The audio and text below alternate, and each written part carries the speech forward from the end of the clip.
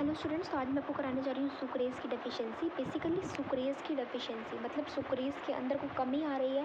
ठीक है, कैसे कमी आ रही है? क्योंकि सुक्रेज हमारे पास एक एंजाइम है जो कि सुक्रोज इंटॉलरेंस के ऊपर क्या करता है, एक्ट करता है।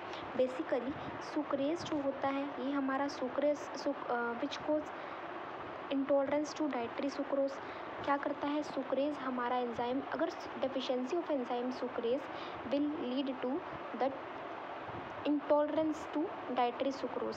अगर सुक्रेज में डेफिशिएंसी हो गई तो इंटॉलरेंस हो गया डाइटरी सुक्रोज में, इंटॉलरेंस हो गया। ठीक है, बट क्या होगा, इसका ट्रीटमेंट ये है, अगर आप सुक्रोज को ही डाइट से निकाल दो, सुक्रोज को ही अगर हम लोग डाइट से निकाल दो तो क्या सुक्रेज एंजाइम उस पर लगेगा? नहीं यार, तो सुक्रेज की डेफिशिएंसी होने से बच जाएगी। इसीलिए ट्रीटमेंट क्या है, सुक्रेज को डाइट से सुक्रोज को डाइट से हम लोग रिमूव कर दे। Elimination of the sucrose from the diet is the treatment. Sucrase is the enzyme deficiency of the sucrase enzyme is which causes the intolerance of the dietary sucrose. Now हम बात करते हैं flatulence की।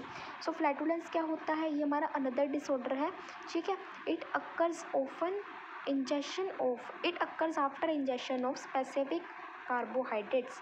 Specific carbohydrates का injection होने के बाद जो कि हाइड्रोलाइज्ड नहीं होते अल्फा माइलेज से। अल्फा माइलेज हमारा सलाइवरी का ही एंजाइम है, और अदर इंटेस्टाइनल एंजाइम से जब हमारे पास जो हाइड्रोलाइज्ड नहीं होता स्पेसिफिक कार्बोहाइड्रेट, आपने क्या किया, आपने कुछ कार्बोहाइड्रेट्स लिए, अब वो क्या हुए, वो हाइड्रोलाइज्ड नहीं हुए। अगर वो हाइड्रोलाइज्ड नहीं हुए, किसके द्वारा नहीं हुए? बाय अल्फा माइलेज और अदर इंटेस्टाइनल एंजाइम से, इसीलिए वो एब्जॉर्ब्ड नहीं हुए। क्योंकि वो हाइड्रोलाइज्ड ही नहीं है तो एब्जॉर्ब्ड कैसे होंगे, है ना? तो वही है, पहले स्पेसिफिक कार्बोहाइड्रेट की इंजेक्शन हुई लेकिन वो हाइड्रोलाइज्ड नहीं हुए अल्फा माइलेज और अदर इंटेस्टाइनल एंजाइम से, इसीलिए हमारे पास फ्लैटुलेंस हो गया, क्योंकि एब्जॉर्ब्ड भी नहीं हुए। क्योंकि अगर मान लो इंजेस्ट हुए, उसके बाद अगर इस पर एक्शन नहीं होगा एंजाइम्स का, तो वो एब्जॉर्ब भी तो नहीं हो पाएंगे ना। इसके सिम्टम्स क्या हैं? इंक्रीज इंटेस्टाइनल मोटिलिटी, इंटेस्टाइन में मोटिलिटी का बढ़ना, क्रैम्प्ड इरिटेशन। ठीक है, क्रैम्प की इरिटेशन आना क्रैम्प की वजह से, इंटेस्टाइनल की मोटिलिटी का बढ़ना, मूवमेंट का बढ़ना, मोटिलिटी मतलब मूवमेंट, सो इंटेस्टाइनल की मोटिलिटी मतलब मूवमेंट, सो इंटेस्टाइनल की मोटिलिटी का बढ़ना। अब इंटेस्टाइनल की मोटिलिटी बढ़ रही है, क्रैम्प का इरिटेशन हो रहा है क्रैम्प की वजह से। कोज, क्या कोज है इसका? डाई और ओलिगोसेक्राइड्स का can be degraded by bacteria. जो डाइसेक्राइड्स हैं और ओलिगोसेक्राइड्स हैं, ये मैं आपको कराऊंगी। ठीक है, ये हमारे बैक्टीरिया से डिग्रेड हो जाते हैं, प्रेजेंट इन द इलियम। अब डाई और ओलिगोसेक्राइड्स हमारे बैक्टीरिया से क्या हो जाएंगे? डिग्रेड हो जाएंगे, जो कि हमारे इलियम के अंदर प्रेजेंट होंगे।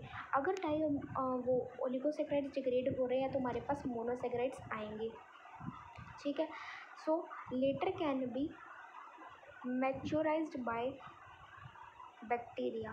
ठीक है, बैक्टीरिया से, बाय द बैक्टीरिया लेटर ये क्या हो जाएंगे? मैच्योराइज्ड हो जाएंगे, ड्यू टू विच, और अगर ये मैच्योर हो गए तो बैक्टीरिया हमारे पास गैसेस लिबरेट करेगा, जैसे कि हाइड्रोजन, मीथेन और CO2। ठीक है, और क्या करेगा ये? Besides lactate and short chain fatty acids are release, और क्या होगा? लैक्टेट और short chain fatty acid release हो जाएगा। आई होप आपको सुक्रेज डेफिशिएंसी और फ्लैटुलेंस बिल्कुल क्लियर होगा। एक बार दोबारा से बताती हूँ, सुक्रेज डेफिशिएंसी के अंदर क्या होगा? हमारे डेफिशिएंसी होगा एंजाइम सुक्रेज का लैक्टोज इंटॉलरेंस के ऊपर, जो कि क्या करेगा? सुक्रोज इंटॉलरेंस होगा तो डाइटरी सुक्रोज। ठीक है, लैक्टोज गलती से बोल दिया मैंने, पिछले लेक्चर में वही पढ़ाया था ना, इसलिए। सो क्या होगा? एंजाइम जो होगा सुक्रोज डेफिशिएंसी हमारा इंटॉलरेंस करेगा सुक्रोज डाइट पे। ट्रीटमेंट क्या होगा? जब हम लोग डाइट से सुक्रोज की एलिमिनेशन कर दें। फ्लैटुलेंस के अंदर क्या होगा? हमारे पास कार्बोहाइड्रेट, स्पेसिफिक कार्बोहाइड्रेट का इंजेक्शन होगा। अब ये एब्जॉर्ब नहीं हो पाएंगे क्योंकि अल्फा माइलेज और अदर इंटेस्टाइनल एंजाइम जो है वो हाइड्रोलाइज नहीं कर रहे हैं इसको। सिम्टम्स क्या होंगे?